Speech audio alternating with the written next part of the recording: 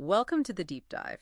Today we're digging into a stack of sources, from the Old Testament to the New Wall, to focus on one surprisingly important place, Bethlehem. Yeah, it's this tiny town that seems like a footnote. But our mission today is to figure out why it was chosen as the birthplace for two massive figures, King David and, of course, Jesus. And the real tension in these texts, the thing that keeps coming up, is this clash between human expectation and, well, divine selection. Exactly. We look at outward appearance, at size, at resumes. The sources point to something completely different. It's all about the heart. So let's start with the prophecy. Micah chapter 5 calls Bethlehem small among the clans of Judah. I mean, it's explicitly saying you are insignificant. Right, you're the smallest. But the ruler will come from you. And what's really telling is how that prophecy gets quoted hundreds of years later. Mm-hmm. In Matthew's gospel, Herod asks his scholars, where's this king supposed to be born? And they pull out Micah. They do, but they change it. They turn "you are small" into "you are by no means least among the rulers of Judah." And then they add something that wasn't there at all. Oh. They say this ruler will be a shepherd. Wait, a shepherd? That's not in the original Micah text. So where on earth did they get that from? Why add that detail? And that question takes us right back to Bethlehem's first famous son, David. The book of Ruth shows us that this town, this specific village, is the home of his family line. Ah, Boaz, Obed, Jesse, that whole lineage. That's the one. And what was David's first job? He was a shepherd, of course. So the scribes were connecting the dots in real time. They knew the new king from Bethlehem had to be linked to the original king from Bethlehem. They're tying the new story right back to the old one's humble beginnings.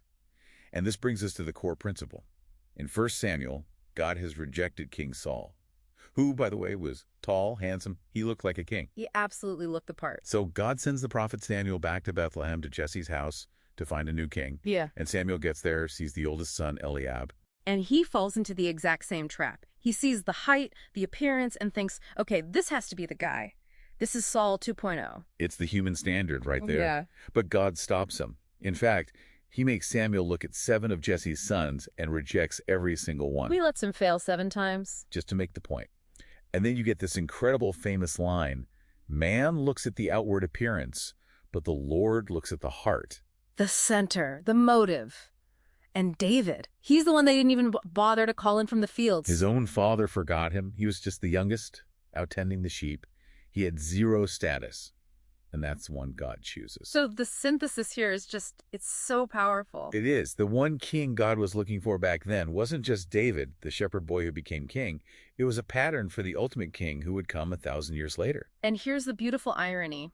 David's story is one of ascent. He rises out of humble Bethlehem to the throne in Jerusalem. Mm-hmm. But Jesus reverses that journey completely.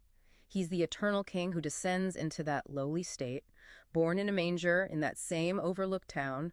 The ultimate power enters through the smallest possible door. The whole story shows that the center of salvation, of real kingship, was never in the fancy courts of Jerusalem. It was always in the lowest, smallest place. So this isn't just an ancient history lesson, is it? It's about a standard that never changes. Never. God is still looking past the polished resume or the carefully constructed image. He's focused on the center, the heart. The real takeaway for you listening is to ask, if the King of the universe showed up in a humble manger, Yeah. what does that say about the kind of place, the kind of heart that God actually values today? Which leaves you with a pretty provocative thought, really. Is the outward appearance you work so hard to maintain actually getting in the way? Is it obscuring your heart's ability to receive what truly matters?